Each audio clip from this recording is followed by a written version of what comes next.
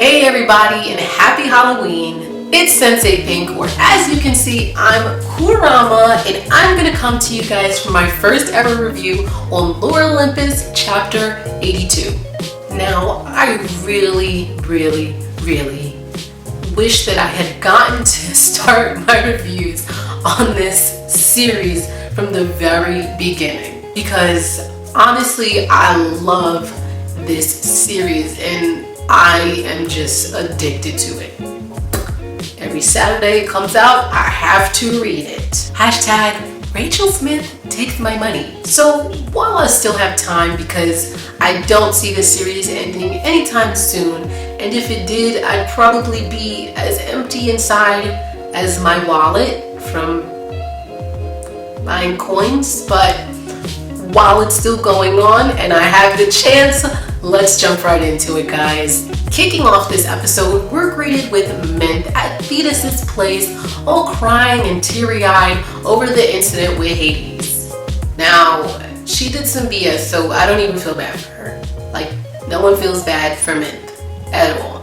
Aside from Minthe and all that nonsense, let's jump to Thetis, who sits right next to her, and being the bad friend and person that she is, she decides that since she got a new phone, she's going to send Zeus's nudes from her old phone to Hera and then have her number go out of service. So then Hera won't know who sent them. Minthe warns her against doing this, but being the salty little fish that she is, because Zeus does not claim her, she decides to do it anyway.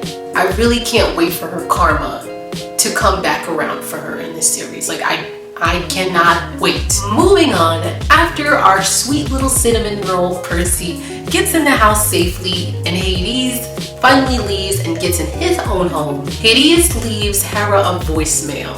Basically, in this voicemail, he's telling Hera that he has emotionally outgrown her and that they can no longer kiss and do all that other stuff on the side, whether it be in spite of Zeus and she's doing it to get back at him, or whether it's to comfort him in her own way. You know, they can't do that anymore because he can't be that for her.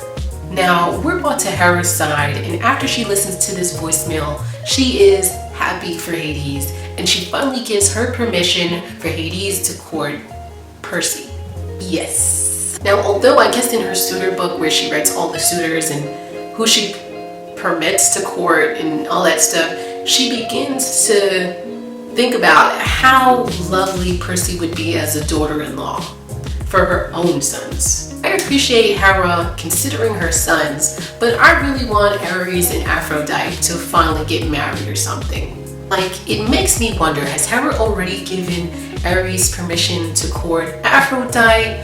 Or like, does she not like Aphrodite? What's going on in that sense? I want to know a little bit more of the dynamics between Aphrodite and Ares and what kind of relationship they have and what's going on there. Moving along, Hera's cute little thought of having Percy as a daughter-in-law is rudely interrupted by Salty Fish, who sent Zeus's nudes to her. Angered like any woman should be, she goes out to confront Zeus, and you know what, y'all?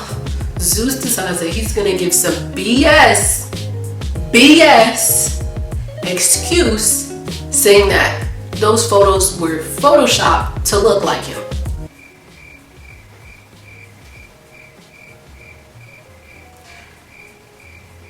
I hate Zeus. Now, as he tries to convince Hera that she's trying to make something out of nothing, Hera just straight up hits him with this comment of just like, you know, if you're gonna cheat on me, at least be discreet about it. Hera disappointed me a little bit because I really did want her to run through Zeus and shit, you know, like use some godly power or something. But I guess with all the cheating he's done in the past, and obviously she's bound with him forever, and I mean, you could tell like her heart is really just like, it's just like a rock a little bit now.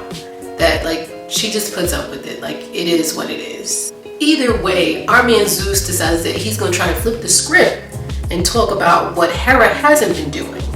He begins trying to change the topic to how Hera isn't blessing any marriages, because because her own marriage is not happy, and how she suspects that dirtbag Apollo of hurting Percy. I swear, in this episode, we really do get to see how much of a dirtbag that Zeus is. Like, I thought we kind of saw his dirtbagness in some of the previous episodes, and I still kind of hate him.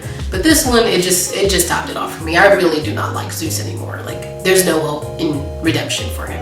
Especially since he keeps calling Hera crazy about the whole cheating / like nude thing, and because of the feeling she got from Percy. Now, number one, we all know that Hera is not crazy and that Zeus has been cheating on her with Thetis at the office.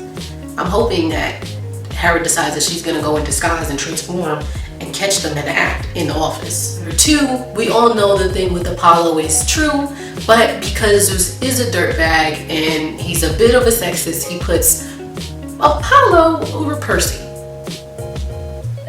And either way, he doesn't want to believe it because he doesn't want to have to worry about getting rid of an Olympian. Like, he's a scumbag.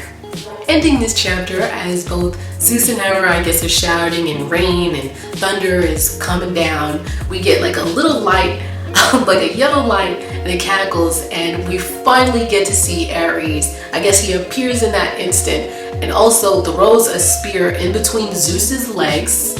Go Ares. And is standing in front of his mama as if to defend her. Woo! Ciao.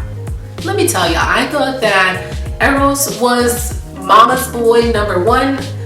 I see where he gets it from. We get the ultimate mama's boy here with Ares. Jeez, guys, like, what an episode. I am just so happy that we finally got to see Ares, and I really wonder what he's going to be like in the next episodes to come. I think that one thing we can all knock off our list is that in that last shot when Ares is appearing and Zeus is like, shit. He's like scared a little bit. It's obvious that Zeus hates him, and you know, in Greek mythology, well, traditionally he does hate him, but I want to know, like, how in this series, like, why does he hate Ares? Like, maybe it's because Ares does not like Zeus for cheating on his mom.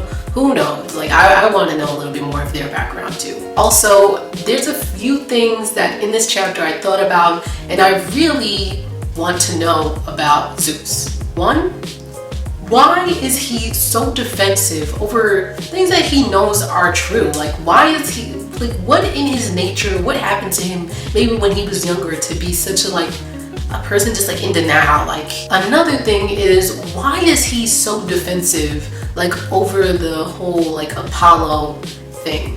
Like, why does he feel the need to just kind of defend Apollo? And I wonder, would he do it if it was any of the other Olympians? Like, I want to know. I think that Zeus is actually like some part of Apollo, and truthfully might be the one who like raped Persephone. Especially since some time back, Zeus stated that Apollo reminded him of like a younger version of himself.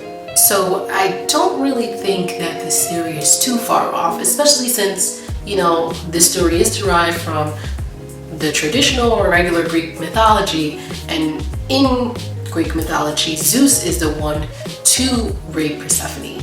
I mean, who knows? Like, could this be like some kind of payback to Hades, or just the simple fact that like Zeus feels like he's entitled to everything since we kind of see him as very selfish, and he decided, like, you know, he wanted a piece of that first? Like, who knows?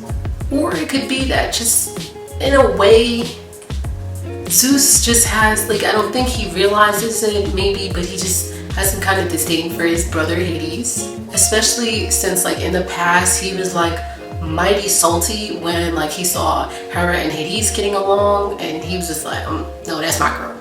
Like, stop it. Like, he just seems like possessive and like crazy in that sense. Like, he just has to have what he wants. And honestly, I also think that he kind of tricked Hades into taking the underworld in the past.